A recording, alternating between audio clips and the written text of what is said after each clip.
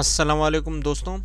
उम्मीद है आप लोग सब खैरियत से होंगे। आज हम लोग पाकिस्तान सीरीज़ का क्लास इंटरमीडिएट का लेक्चर नंबर 20 लेक्चर नंबर 28 करने वाले हैं। और जो हमारा इसका टॉपिक यानी कि उन्वान होगा वो पाकिस्तान के जो ताल्लुकात है यूरोपियन यूनियन के साथ, यानी कि पाकिस्तान के जो माबैन ताल्लुकात हैं यूरोप के साथ, हम लोग उसको आज डिस्कस करेंगे। और ये थोड़ा इंटरेस्टिंग टॉपिक अगेन है क्योंकि पाकिस्तान के ताल्लुकात जो यूरोपियन यूनियन के साथ हैं वो किस तरह के हैं और कैसे हैं, और क्या उनकी तरक्की और डेवलपमेंट और प्रोग्रेस के मुतालिक हम लोग जो हमेशा सवालात देखते हैं अपने इकोनॉमिकल सर्वेज़ में, उनको हम आज डिस्कस करेंगे। और इस टॉपिक को डिस्कस करने से पहले हम लोग ये ज़रूर चेक करेंगे कि हमने जो प्रीवियस लेक्चर यानी कि लास्ट लेक्चर में जो डिस्कस किया था पिछले लेक्चर में, वो relations between Pakistan and Japan था, यानी कि पाकिस्तान और जापान के माबैन ताल्लुकात को हमने डिस्कस किया था। और हमने देखा था कि पाकिस्तान और जापान के दरमियान जो मॉडर्न टेक्नोलॉजी का जो कॉन्सेप्ट चल रहा है as a on the basis of quality, हमने उसको डिस्कस किया था। अगर आपने ये लेक्चर नहीं देखा है तो इस लेक्चर को देखने के बाद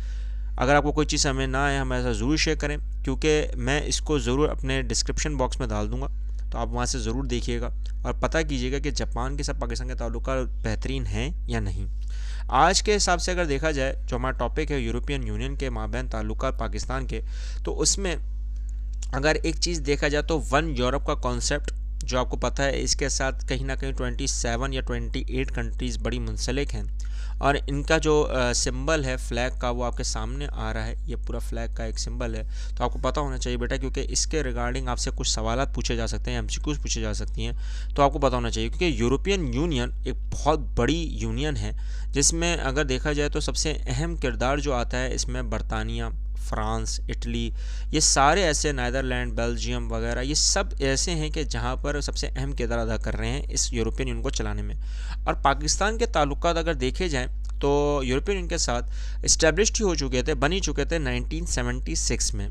और यूरोपियन यूनियन की जितने भी ममालिक थे उसमें अगर देखा जाए तो सबसे अहम किरदार पाकिस्तान को जो अगेन लोन की शक्ल में दिया गया 500 मिलियन यूरोस, वो दिए गए डिफरेंट प्रोजेक्ट्स और प्रोग्राम्स के लिए। अब ये सारे मिलकर वही कंट्रीज़ हैं जो यूरोपियन यूनियन के हिसाब से यूरो करेंसी चलती है, और उसी के हिसाब से 500 मिलियन यूरोस दिए गए।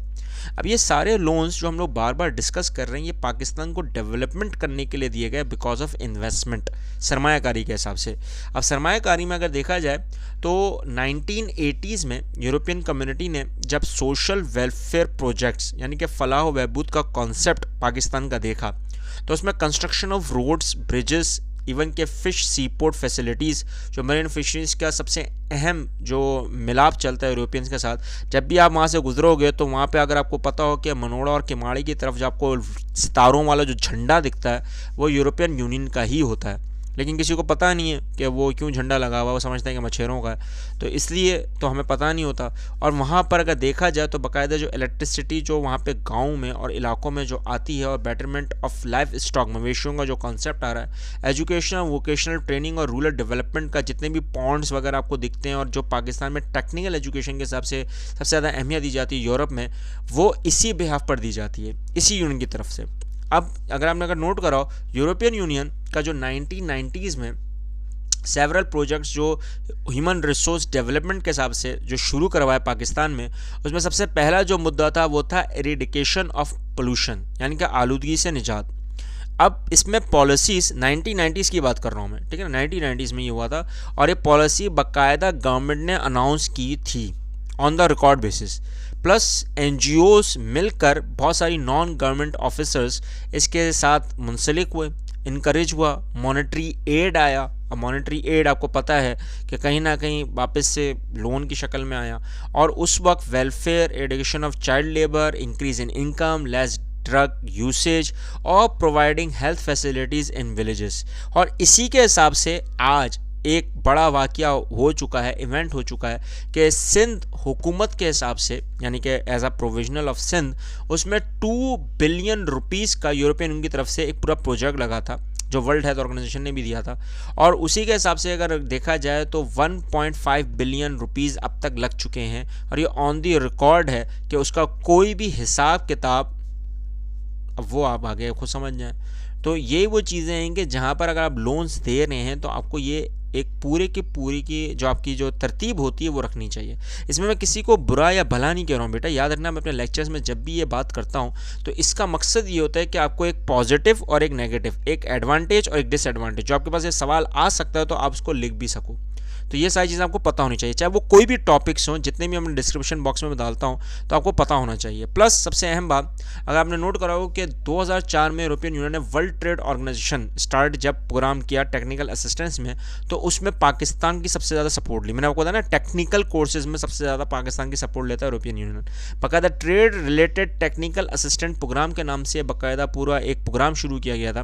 और पाकिस्तान ने इसमें बढ़ चढ़ कर हिस्सा लिया। और ये वो वजह होती है कि यूरोपियन यूनियन ने जब देखा कि पाकिस्तान की इकोनॉमिक डेवलपमेंट फिक्स करनी है, उनको एक मुकाम तक पहुंचाना है कि उनको एक बोलते हैं ना तरक्की याफ्ता मुल्क में कहीं ना कहीं लेकर आना है, तरक्की पजीर से निकाल कर, तो अगेंस्ट 75 मिलियन यूरोस दिए गए 2002 में और 2002 से 2006 तक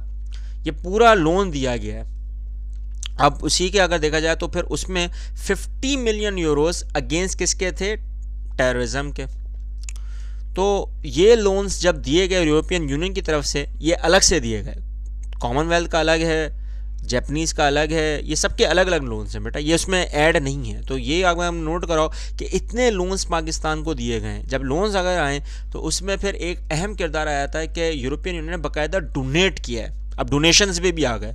93.6 मिलियन यूरोस दिए गए जब पाकिस्तान में अर्थक्वेक आया था 2005 में। याद है आपको, 8 अक्टूबर 2005 का सबसे ख़तरनाक आया था नॉर्दर्न एरियाज़ की तरफ, आज़ाद कश्मीर की तरफ, जो 7.6 रेक्टर स्केल पर था और इस पर बहुत ज़्यादा तबाहकारियाँ हुई थी। तो उस वक्त भी इन्होंने ही लोन दिया 93.6 मिलियन यूरोस का। तो आपने देखा होगा आज़ाद कश्मीर का और नॉर्दर्न एरियाज़ में बहुत बड़ा एक तनासुब बढ़ा था और यही वो बात थी कि यूरोपियन यूनियन के रिलेशंस मॉडर्न डिमांड्स के हिसाब से पाक यूरोपियन कॉन्फ्रेंस हुई, जो EU पाकिस्तानी समिट के नाम से बहुत ज़्यादा मशहूर है, जो ब्रसल्स में हुई थी 17 जून 2009 में। अब ये जून 2009 में जो हुई थी बेल्जियम में, उसमें भी ट्रेड साइनिंग हुई और ट्रेड साइनिंग में जब आगे बढ़े तो 2012 यानी कि 2012 में ये ट्रेड वॉल्यूम जो पाकिस्तान यूरोपियन यूनियन के साथ हुआ था वो 802 बिलियन यूरोस का हुआ था। अब ये 802 बिलियन यूरोस और 2020 यानी कि 2020 चल रहा है, तो